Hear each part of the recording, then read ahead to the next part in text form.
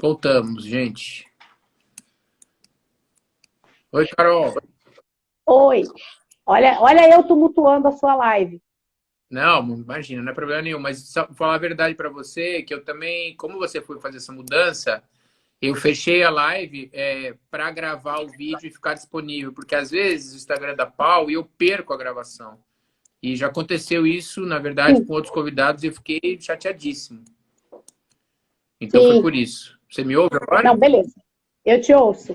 Eu não sei porquê, mas aqui, como tá chovendo, tá bem instável a internet e eu tentei trocar de rede, mas acho que foi uma péssima ideia. Eu tô na rede original mesmo. Tá bom. Só que eu não tô te vendo, Carol. Você Pois tá, é. tá Eu, coberto. eu, eu tô vendo que eu tô sem câmera aqui também, mas não me pergunte por quê. Não, mas a câmera tá filmando alguma coisa. Será que não tá invertida? Aí, eu tô vendo Eu seu vou olhar dedo. isso agora. Eu tô vendo agora a minha cortina. É, Tá, você beleza, tá com a vamos. câmera invertida, exato. Agora acho que vai. Aí, Aí, agora foi. maravilha. Carol, Não, beleza. 15% de aumento de letalidade. Me fala um pouco mais o que vocês acharam molecularmente? Eram Sim. as mutações eram semelhantes? Eram mutações completamente diferentes? Como é que foi isso? Pois é. A gente também ficou intrigado com esse percentual e foi olhar o perfil molecular, então, dessas pacientes. E isso, a gente teve a sorte, eu considero sorte, porque eu nunca imaginei na minha vida que isso fosse acontecer. A gente conseguiu fazer uma parceria, então, lá com a Universidade de Harvard, e eu fui para lá em Uhum, 2019, entre 2019 e 2020, para avançar um pouco nesse contexto, não só epidemiológico, mas também molecular. uhum. E de cara a gente detectou que o câncer de mama ele é dividido em fenótipos. Esses fenótipos Ah, eles que estão legal. associados à agressividade, né? Então eu tenho um fenótipo chamado luminal A, que é o predominante no mundo, que é considerado um Uhum. diagnóstico de bom prognóstico. Se você receber esse diagnóstico precocemente, a sua taxa de sobrevida é acima de 90%, isso é muito legal. E tem a outra Legal. ponta, que é Tá no chamada lúmen da glândula mamária, é isso? Perfeito. É porque tem origem no lúmen e tem características de expressão de receptores hormonais, estrógeno e progesterona, né, que são a duplinha aí que se manifestam aí super expressos na mama cancerosa. E aí a gente tem na outra ponta um extremo muito ruim, de péssimo prognóstico, que é chamado de tumor triplo negativo. Esse tumor ele é menos prevalente, enfim, não é um tumor que você espera que seja o principal numa população. E aí a gente foi fazer o Uhum. estudo, esse estudo a gente fez com o pessoal lá do Departamento de Saúde Ambiental de Harvard, primeiro para determinar esses fenótipos, enfim, olhar um pouco o perfil, como você falou, né, qual é a idade dessas mulheres, Uhum, se existe uhum. alguma característica que conferisse clinicamente mais agressividade, e a gente observou que uma mulher exposta ocupacionalmente a agrotóxico, ela tem 60% mais chance de desenvolver justamente esse tumor ruim, que é chamado de triplo Olha, negativo. Isso coincidiu com os dados que a gente levantou aqui, onde a prevalência, ele não é o principal, mas ele é bastante prevalente, né? uhum, E aí a gente uhum. começou, então, a fazer estudos para entender por que ele era desse jeito. E aí vem a parte molecular da história. Nós fizemos Legal. estudos, então, como vem com essa formação da imuno, da inflamação, né? A minha formação é lá na patologia, a gente juntou esse conhecimento e aplicou, então, nessa comparação entre mulheres expostas e não expostas. Exposta ocupacionalmente Uhum. a pesticida, ela é uma mulher urbana, ela é uma mulher que nunca trabalhou ocupada na agricultura, enquanto que a mulher exposta Uhum. tem essa rotina 2 a 3 vezes por semana, manipulação direta de agrotóxico, preparo da cauda de agrotóxico, descontaminação de EPI, né, lava roupa, faz tudo sem luva. Então, assim, é uma contaminação muito agressiva, Uhum. muito intensa. Enfim, a comparação dessas duas situações trouxe para nós, imunologicamente, né, aquilo que a gente espera que pesticida vai fazer, que é a Supressão. imunossupressão. A gente, Uhum. né, baixa na produção de citocinas, como o fator de necrose tumoral, interleucina 1, e isso se agrava quando a paciente, por exemplo, é obesa, né? Então, esse estudo clínico que a gente conseguiu fazer lá nos Estados Unidos foi importante, porque ele disse, olha, não é qualquer mulher, É a mulher que tem essa característica, né? Olha. É bem interessante. A gente observou também uma alteração que está difícil de discutir e explicar, mas a gente vai botar a cara num paper aí, que é a supressão do eixo da IL-17.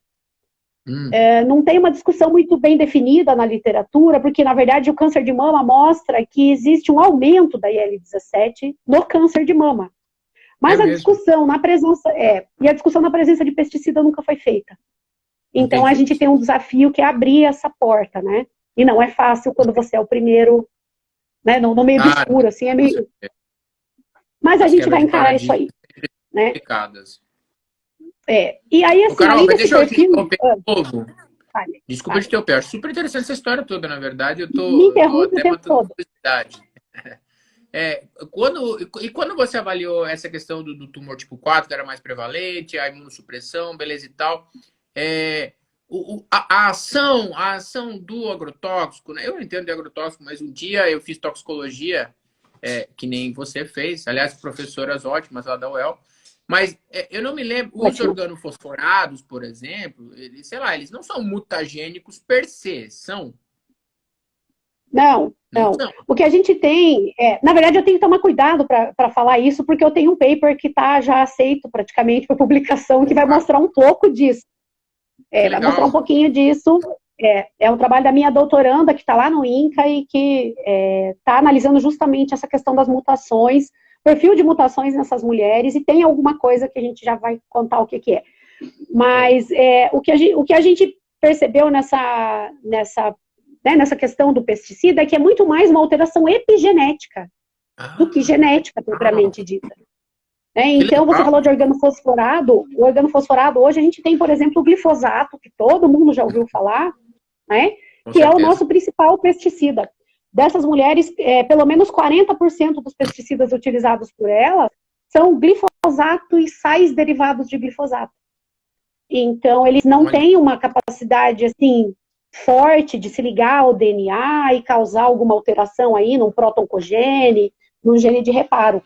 Até onde a gente sabe, eles são moduladores ali, né, do comportamento do DNA, então eles atuam muito mais nesse campo da epigenética e, lógico, induzem alterações na cascata imunológica e inflamatória. A gente mapeou inúmeras alterações que vão começar a sair agora na literatura. Para você ter uma ideia, faz 8 anos que o projeto existe, e 2021 que a gente começou, 2020 que a gente começou a publicar os dados, porque você tem que acumular muita evidência, tem que ter certeza, porque é humano, né? A gente está tocando num ponto muito delicado, que envolve saúde pública, envolve tomada de decisão, né? Então a gente também não pode sair com N de 20 publicando as coisas por aí, né?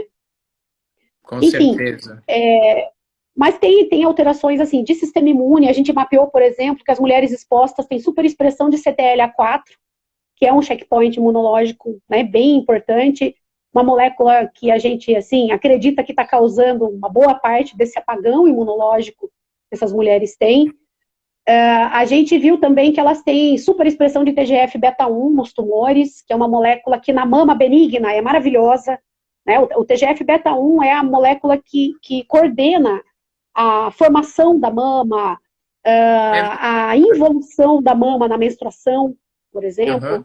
Eu não sabia. Tem papel na amamentação, então é uma molécula muito bacana se você não está doente. Que a partir do momento que você tem câncer de mama, ela joga para um outro lado, que é a progressão tumoral para metástase. Né? Então, a gente viu que tem superexpressão em 100% das amostras que a gente analisou de tumor de mulheres expostas. Então, isso é bem ruim. Né? A gente está montando um quebra-cabeça aí. Vamos ver o que vai dar no final. Mas Carol, a gente...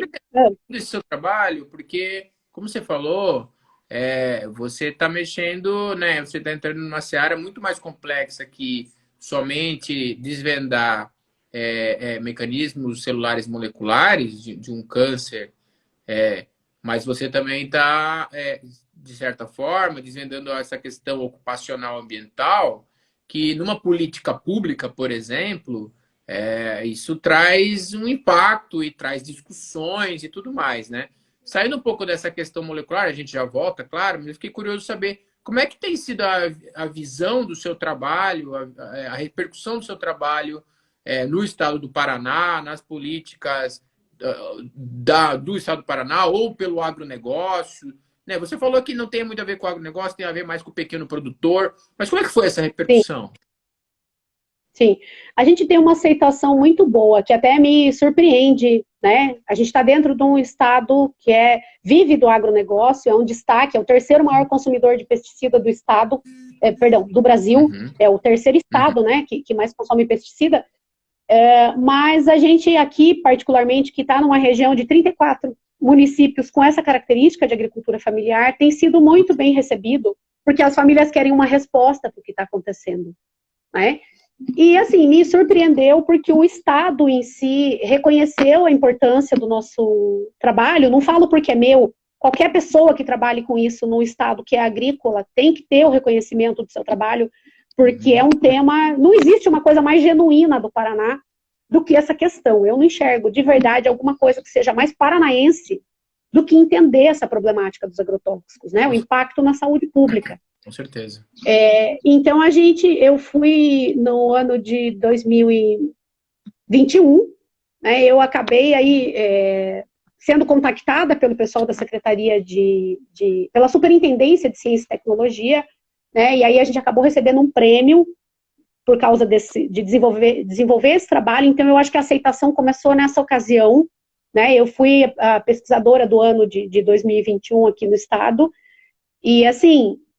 uma coisa que quem merecia ganhar isso era o Rubens, o Fileno, essa galera da velha guarda aí, né? Porque eles têm uma história gigantesca no estado, uma relevância absurda, mas, né, o pessoal entendeu que pelo tema, pelo tipo de trabalho que a gente está fazendo, porque tem todo um lado que a gente nem sabe, de extensão, de conversar com essas pessoas, dar orientação, assim, sabe, cara a cara, um por um, trabalhinho de formiguinha que a gente faz, não é só pesquisa, a gente faz o outro lado, que é o lado social. Com certeza. Então a aceitação eu acho que começou com a premiação no ano passado, na sequência a gente ganhou um prêmio grande também do SESI, porque a gente faz projetos voltados para o desenvolvimento sustentável, né, dos objetivos do desenvolvimento sustentável da OMS, então a gente ganhou um prêmio com o selo da OMS, inclusive, da Organização Mundial de Saúde, e isso, né, vai... Eu acompanho você no Facebook, então eu sei que você ganha essas coisas todas.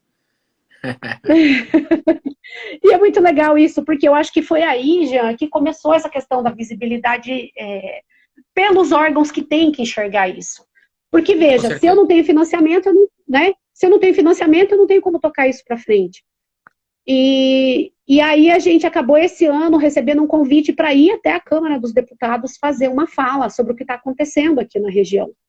Veja, faz 8 anos que a gente está aqui, né, fazendo isso, e só agora os nossos governantes enxergaram que tem alguma coisa acontecendo. Com certeza. Então, eu fui na Câmara dos Deputados há uns 2 meses fazer essa fala Eles têm um momento lá onde as pessoas são convidadas para fazer uma fala no plenário, e aí, né, casa cheia, um monte de deputado, fui lá e preparei 10 minutos de fala, assim, de uma maneira bem provocativa para eles entenderem a mensagem, porque tem que ser desse jeito. Né? Legal. E aí, dali, né, existe uma bancada, a gente, particularmente, né, tem um certo... A gente é avesso, a gente que é cientista, é avesso a político, mas a gente tem também que ter, né, as nossas crenças, e, enfim... A gente é cidadão, né? Então, independente de ser cientista. Mas eu fiquei bem feliz porque existe uma bancada de deputados que apoia essa questão.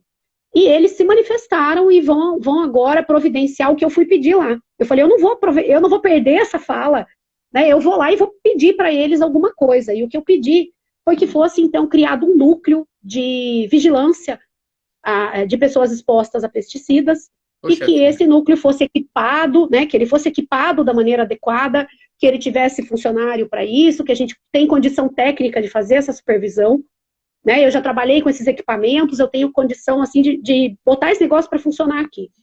E a gente foi surpreendido de uma maneira muito positiva, Porque, Que bom. então, foi feito o encaminhamento para o governo do estado e solicitando a criação desse núcleo, a compra de equipamento. Então, assim, eu só acredito na hora que chegar na minha mão. Mas a gente está num momento super positivo de ser visto, pelo menos, sabe? Que demais, Carol. Poxa Eu vida, digo o fico ponto muito feliz máximo de que a ouvir gente... isso.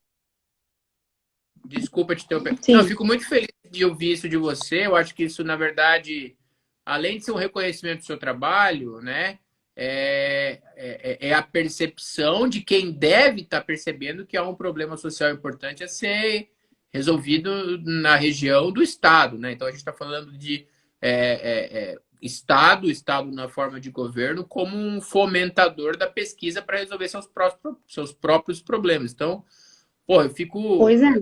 eu faço votos aqui que isso dê muito certo. Parabenizo até os deputados, por incrível que pareça, né? E espero que eles, então, cumpram sua palavra e que façam esse núcleo acontecer. Principalmente, Carol, porque eu acho que você, de novo, né? Você falou, a gente está falando do pequeno agricultor, a gente está falando do pessoal que está fazendo subsistência ou tirando uma graninha para viver da sua agricultura, né? Então, essa questão eu acho que é super importante. Carol, e aí, Sim. falando um pouco desse lado social que você está fazendo, que eu acho fenomenal, eu não tenho como não perguntar para você uma coisa que é bem pessoal mesmo, que é o seguinte: como é que é, né, ser uma cientista, mãe, mulher, tá resolvendo um puta problema legal das mulheres do interior do Paraná, né? Como é que é isso, meu? É muito legal, não é? É muito legal. É muito legal porque, assim, Jean, eu venho de uma família que ninguém estudou, né? Uhum. Então, eu acho que, assim, existe, de certa forma, não querendo fazer demagogia aqui ou levantar alguma bandeira, mas a gente né, tem que pensar que a gente meio que representa o Brasil nesse sentido, né? Porque você vem de uma família que não tem pessoas que têm estudo, mas que são pessoas que têm esclarecimento do seu papel na sociedade. Meu pai sempre disse: estude. Você quer mudar a Uhum. sua realidade? Estude. Né? Então, diferentemente dos meus pais que não tiveram essa oportunidade, eu tive, eles garantiram que eu tivesse, né, todo o suporte para poder me formar na UEL, para poder, né, tocar a minha vida dali para frente.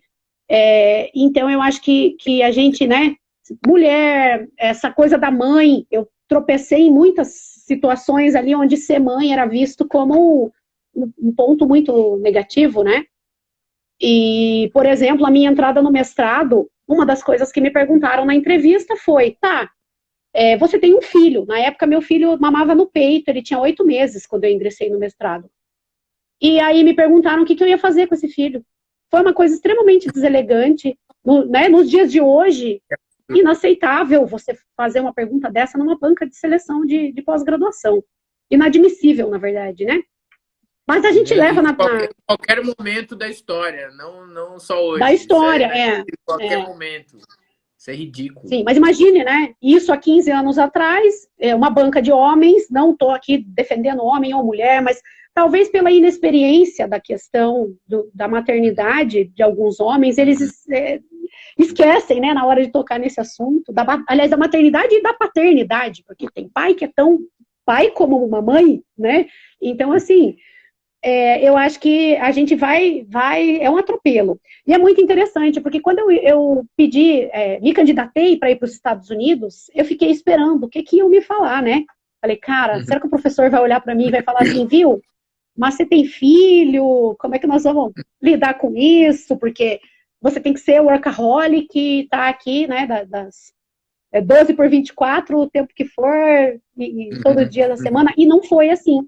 Foi bem Não. interessante que nos Estados Unidos eles estão muito lá na frente com essa questão, né, de filho, de maternidade. Harvard é, né, uma escola muito evoluída, não é à toa que é o que é, né?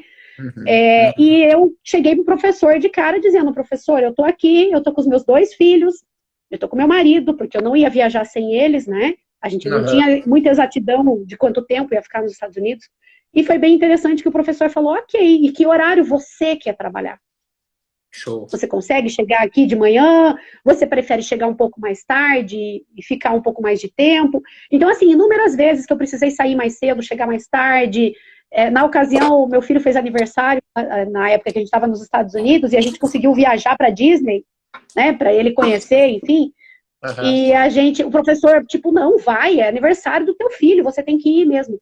Então, assim, a maneira de tratar a mulher aqui no Brasil, a gente vê que é diferente. Eu, quando cheguei aqui na universidade, eu trabalhei num conselho que só tinham homens que me olhavam de rabo de olho, de cima para baixo, como se o que eu estava falando não fosse importante, ou como se eu não tivesse espaço, porque era nova, porque era mulher. Então, assim, isso é uma realidade em qualquer profissão, e a gente tem que trabalhar para modificar isso, né? A questão é como mudar, não é só ser vítima disso e aceitar esse processo. Eu não sou desse perfil também, né? Eu acho que é um toma lá da cá. Se você vai escutar, né? E tem que ser assim. Se a gente não reagir, se as mulheres não reagirem, cara, a gente tá lascado em qualquer área. Né? Mas hoje, eu acho que com meus cabelos que estão branqueando e com o tempo que eu tô aqui, a conversa é outra. A aceitação é outra, o respeito das pessoas é outro também, então fácil não é. Eu acho que inquestionavelmente você conquistou seu espaço pela competência do seu trabalho, o trabalho lindíssimo que você faz, sendo homem, mulher, ou seja o que for, entendeu? Eu acho que essa que é a grande questão, ser considerado como ser humano e como aquilo que você entrega e faz muito bem. Eu tenho certeza que você incomodou mais porque você trabalha pra caramba e não porque você é mulher. A pressão que você botou no pessoal que você trabalha muito, porque eu te conheço, eu sei que com certeza isso deve ter incomodado mais do que o fato de ser mulher. Ou não, mas você entendeu o que eu quis dizer. Que eu sei muito bem o sangue nos olhos que você tem, que você sempre teve, e que eu tenho certeza que você vai continuar tendo. E eu repito aqui, cara, aquele evento que você me chamou, que a gente foi lá, foi super legal, que eu encontrei o Léo, então tanto você quanto o Léo, quanto a Patrícia, né? O pessoal que incentiva os alunos aí do interior do Paraná, eu acho isso fenomenal. E todos são muito sortudos, na verdade, de terem vocês aí como mestres nessa jornada da pós-graduação. Carol, pode não parecer, mas a gente já está há 1 hora batendo papo e eu deixo para você, então, uns minutinhos finais aí para você fazer quaisquer considerações que você achar necessário, importante, ou seja, fala o que você quiser. Bom, eu acho que, assim, primeira coisa que tem que reforçar, né, a importância de fazer divulgação científica como vocês estão fazendo, então, parabéns pela iniciativa. Sempre eu assisto a live depois, eu procuro onde ela está e olho ela depois, eu nunca consigo estar assistindo a live ao vivo, e eu acho muito bacana, a gente faz um trabalho de divulgação científica aqui também, e eu acho que é aí que está a base, é educar quem está chegando. E assim, eu acho que a grande mensagem que a gente tem que deixar para quem está vindo, e é o que eu penso quando eu pego um aluno de primeiro ano de graduação, a gente tem que ser luz para essas pessoas, a gente tem que mostrar que não é fácil, ninguém vai enganar e dizer para vocês que fazer ciência é fácil, dizer para vocês que você vai ficar rico com isso, né? Você provavelmente vai ficar famoso, mas pelos motivos mais pelos errados do que pelos certos, muita gente tentando, né, distorcer o que a gente faz, ou, né, desmerecer de alguma forma, mas eu acho que o objetivo nem é esse, o objetivo é fazer ciência para impactar a vida das pessoas. Né? Então pensem na ciência que vocês estão fazendo, quem que vocês estão beneficiando, aquela velha conversa que a gente ouvia, Jean, para que lado que vira o rabo do tripanossoma? Isso é importante ou não é? Você lembra disso? Não com é? certeza, com certeza. E essa frase está na minha vida, porque assim, tem momentos que o lado que vira o rabo do tripanossoma é essencial, cara. Com certeza. E tem momentos que você tem que deixar esse rabo virar para o lado que ele quiser e fazer o que tem que ser feito. Então, eu acho que a gente tem que valorizar todo tipo de ciência, da ciência básica à ciência aplicada, que consegue chegar numa comunidade, por exemplo. A gente tem uma história, eu vi que uma aluna minha está online aqui, a Thalita. A gente tem um trabalho lá no INCA de sequenciamento de pacientes que a gente presta um serviço gratuito. Elas não têm acesso, elas não têm dinheiro para fazer o perfil de mutações. Né? Elas não conseguem fazer, por exemplo, eu tenho câncer familiar e eu quero saber se eu tenho mutação em BRCA, que é muito comum em câncer de mama, né? E a Thalita, lá no doutorado dela, a ida dela para o INCA, trouxe para a gente essa possibilidade de fazer esse exame de forma gratuita. Então, para resumir essa história, além da gente ter achado um monte de coisa muito bacana no trabalho dela, né, que você me perguntou se agrotóxico causa mutação, nós vamos contar essa história um dia para você. Tem mutação, sim, que está associada a essa exposição, que é o trabalho que a Thalita está finalizando aí, provavelmente aceito, pelo que eu espiei na revista hoje. Né? A gente dá spoilers para os alunos, coisa boa, né? Mas eu acho que, assim, para resumir essa história, a gente, nessas famílias, hoje, a gente presta um serviço social que custa aí R$ 2.000 para quem precisa pagar, e a gente faz gratuitamente. A gente não só faz o exame, mas possibilitou no nosso município a criação de um ambulatório gratuito e vitalício. Todo mundo que entra para o projeto consegue tomografia, ultrassom, mamografia, exame de sangue, de graça, sem pagar um centavo pelo resto da vida, para fazer esse acompanhamento. E a gente, nesse processo, identificou uma mulher que não sabia que estava com câncer e só foi diagnosticada porque fez parte do nosso estudo. Então, assim, uma coisa é você receber o paciente doente. Esse, claro, né, já chega com opções mais limitadas, mas se o nosso projeto transformar a vida de uma pessoa, eu sempre pensei isso, eu acho que a gente ganhou um tijolinho no céu com essa mulher, porque ela só entrou para o nosso projeto porque a gente faz esse sequenciamento de BRCA e a irmã dela foi positiva. Ela é uma mulher sem histórico, uma mulher que não estava fazendo rastreamento nesse momento, sabe? E só foi fazer porque a gente possibilitou o exame gratuito, a ressonância, a tomografia, o ultrassom, tudo, e achou o câncer em estadia inicial, 95% de chance de cura. Enfim, se a gente conseguisse salvar uma vida, a gente ia estar muito feliz, né? Então, acho que a conclusão é essa. Pensar para quem que a gente está fazendo ciência e para quê. Fenomenal, fenomenal, viu, Carol? Eu acho que é isso mesmo. Eu acho lindo o seu trabalho, já te falei isso antes, e você impacta a vida das pessoas. E a gente esquece de uma coisa, quem está bancando a gente são essas pessoas, então a gente tem, de fato, um dever social de devolver a elas de alguma forma. Eu acho que você faz isso muito bem e impactando a vida das pessoas, como essa paciente que você acabou de falar, isso é fenomenal. O que você falou sobre a divulgação científica, eu agradeço muito, sabe? Eu realmente fico feliz pra caramba com essa live. E eu vou te falar por quê. Porque eu sou um paciente, né? Ainda não sou um paciente, mas eu sou um professor de pesquisa básica, né? E eu, fazendo pesquisa básica, eu trabalho com camundongo e é muito difícil impactar a vida das pessoas como você faz, por exemplo. Mas sabe como eu posso impactar a vida das pessoas? Fazendo uma live dessa com você, por exemplo, que faz um trabalho lindo e divulgando por aí o trabalho lindo que você faz. Então, com certeza, alguém vai assistir um dia e falar, olha, tem um estudo no Rio de Janeiro ou tem um estudo no interior do Paraná onde eu posso me beneficiar, entendeu? Então, eu acho isso, eu te agradeço e fico muito feliz com essas nossas lives. Eu acho que essa live, ela também, além de divulgar a ciência, ela tem sim um pouquinho de papel social também. Eu falo isso até como uma cobrança, sabe por quê? Porque enquanto a gente teve 2 anos de pandemia, eu vi muito pesquisador aproveitando a situação para fechar seu laboratório e ficar de férias, tá? Então eu deixo aqui uma crítica, ainda mais vendo o seu entusiasmo, sabe, Carol, com ciência no interior do Paraná, com todas as dificuldades de fomento de pesquisa que a gente aqui em São Paulo a gente não tem. Então eu deixo aqui minha crítica, sim, para muita gente daqui de São Paulo que aproveitou a pandemia para, na verdade, tomar chocolate quente em Campos do Jordão. Tá bom? Querida, parabéns pelo seu trabalho. Fenomenal. Agradeço muito essa chance de trocar essa ideia com você. Espero que você tenha gostado. Tá bom? Eu adorei. Eu que agradeço e espero que da próxima oportunidade a gente vá trocar a ideia ao vivo e a cores. Com certeza. Seria ótimo. Eu topo outra aventura aí para Francisco sem problema nenhum. Aí, nos encontramos pelo mundo, né, Jean? A gente se encontrou em Francisco Beltrão e tivemos a oportunidade de nos encontrar em Boston, lá nos Estados Unidos, novamente. Onde você foi dar palestra e eu tive a oportunidade de assistir. Então, seja onde for, a gente vai se encontrar e vai trocar figurinha. Com certeza. Igualmente. E ouvir um bom e velho rock and roll que eu sei que também você gosta muito. Isso aí. Tchau, querida. Pessoal, muito obrigado pela audiência. Espero que vocês tenham gostado. Tenho certeza que vocês gostaram, na verdade. Semana que vem tem mais ImunoLive. Um abração. Boa noite. Boa noite.